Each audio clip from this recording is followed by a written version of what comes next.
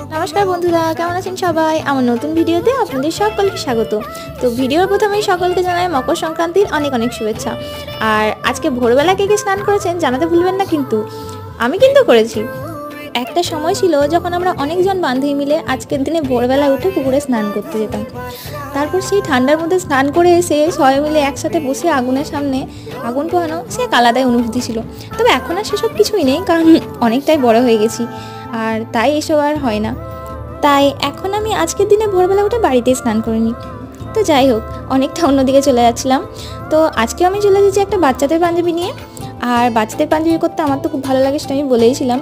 তো যাই হোক, খুব সাধারণভাবে আমি করেছি পাঞ্জাবিটা। তো আপনারা দেখে বলুন যে কেমন হয়েছে। আপনাদের যদি আমার কাজ ভালো লেগে থাকে তাহলে একটু লাইক কমেন্ট শেয়ার করে দেবেন। আপনারা পাশে থাকলে আমি আরও নতুন নতুন কাজ নিয়ে আসার চেষ্টা করব।